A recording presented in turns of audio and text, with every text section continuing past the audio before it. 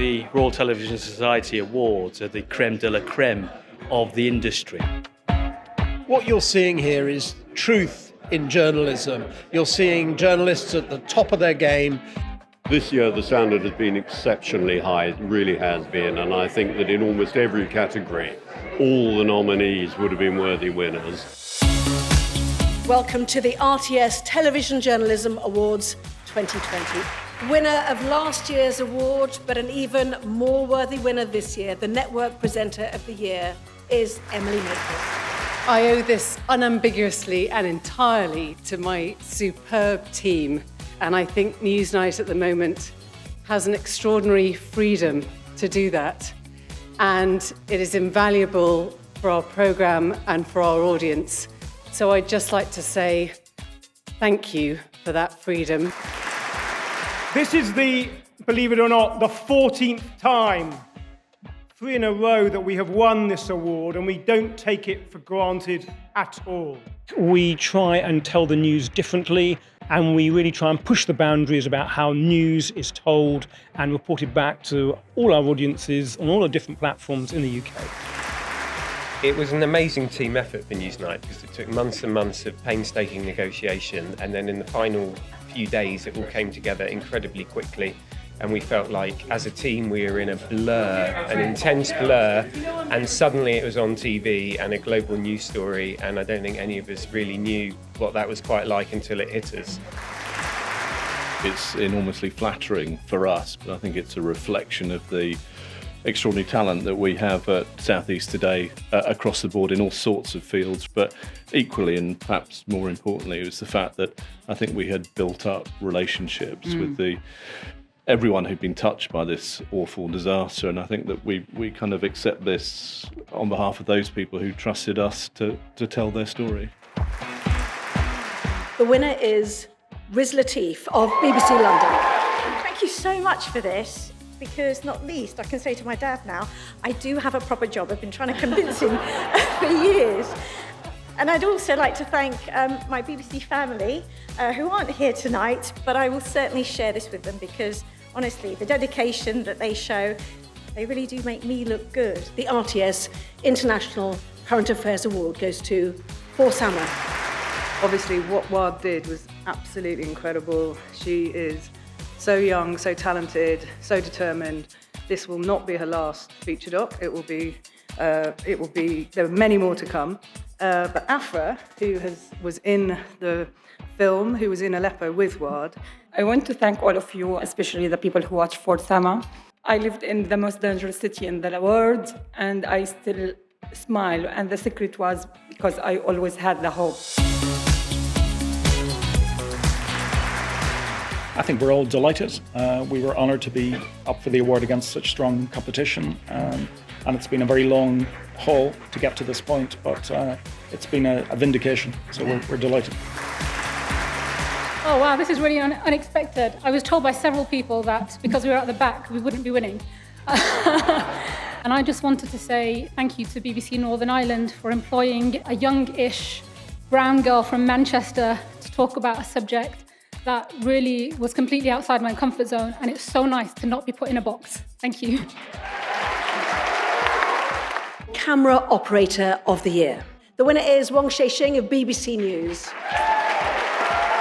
The News Technology Award goes to First Lives from the Deep. There was a scientific organisation that suggested that it might be possible to do Lives from the Deep. So we had to then investigate whether the technology was ready and whether it would work, with a huge range of people who are all engaged in that technology. So we headed off, tried to find out what happened, and guess what? We've decided the technology would.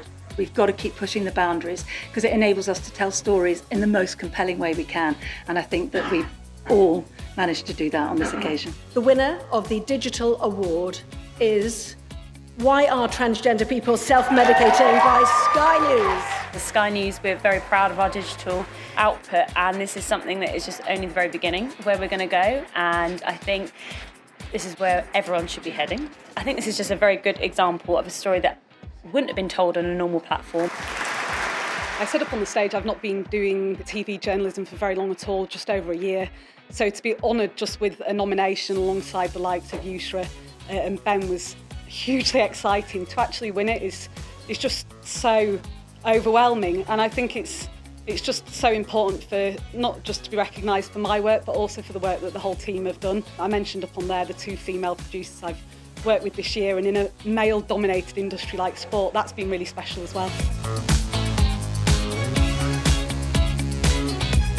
International news. The winner is BBC News, The Missing Muslims of Xinjiang. The winner is The Death of Molly Russell, BBC News. It's a very humbling place to be standing here. And there's a sense that we don't really deserve this award at all, because in this case, I think it's really true, none of this was possible without Ian Russell. He had the strength, the courage, the eloquence to say out loud about the effects, both negative and positive, of social media on our lives. And he did this from a place of terrible grief and pain. But I think he potentially started something quite extraordinary. So this award really is for Ian Russell and, of course, for Molly. Thank you. Thank you very much to all of you, and thank you to the judges. We were up against some very tough competition, and I don't just mean my colleagues at CNN.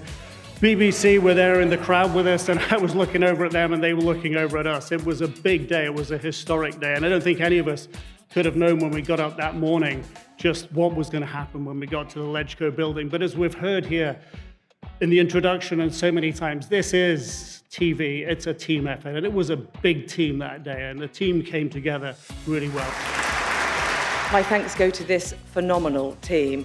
Obviously the ones you can see here on the stage, but also those ones back at base, probably still toiling to put the programme together tonight. I know that with this team, Newsnight will continue to exist and continue to punch through. So thank you so much. Enjoy the rest of the evening. Thank you, team. The interview of the year is, and I hope they haven't sat down, the Prince Andrew interview, Newsnight for BBC Two. A lot of people have asked how it feels to be interviewing a senior royal in the middle of Buckingham Palace. And I guess the thing I'd say is it wasn't actually about the royal. It was an interview for women watching around the world who were waiting to see if we asked the right questions at the right moment to things that we needed answering. And it was an extraordinary chance for us to be able to do that. We're lucky enough to have an incredible team of people working together on this. And actually, this is perhaps more than anything a reflection of not so much of any individual's work, but of fantastic teamwork.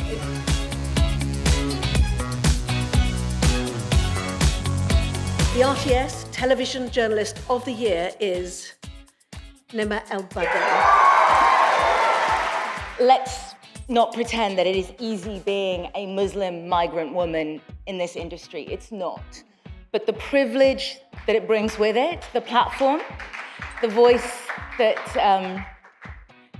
we have, the voice that so many of our colleagues in countries like Sudan and journalists around the world cannot take for granted, is one that most of the time makes me feel like it's worth it. So, thank you so much.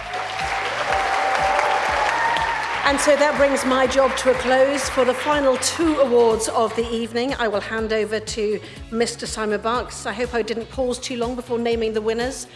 Too much watching Love Island for professional purposes only, obviously. Simon. First, the Judges Award, which is for an individual or a team. The judges decided that the RTS should recognise all the political teams across all the UK broadcasters who slogged it through the whole year for their important role as guardians of democracy. So here to collect the awards on behalf of all their colleagues are Andy Bell of 5 News, Laura Kuenssberg of the BBC, Emily Wilson from Channel 4, Paul Brand from ITV News, and Beth Rigby from Sky News. It's not just that the story has been compelling and important, but I think we've probably all felt our audiences have known that our coverage of what's being done in their name has had a huge impact on their lives. And it's not always obvious as a journalist that you can say that. And therefore it's felt vital in the traditional sense of the world, it's felt like it has really, really mattered. And it's felt that while the public wasn't necessarily obsessed with every tiny, fine detail of votes in Parliament, people knew how much the last 12 months has mattered in terms of decisions being made in their name. And that's made it a privilege and a responsibility to do the story. The Outstanding Contribution Award goes to CHRISTIANE AMANPOUR. In a year when there's so much great journalism that's been awarded and recognized, it's fantastic. And I have so many friends in the audience, and I've been doing this for, decades, as they said. So it's just sort of a culmination. It's lovely. What never changes, no matter the platforms and the way things are broadcast, what never changes is the actual people who go out and report the news, gather the facts. And I think more than at any other time, we really need evidence, facts, the truth, because, now many people say they don't know what to believe or where to find the truth. So I think that's where our value added comes.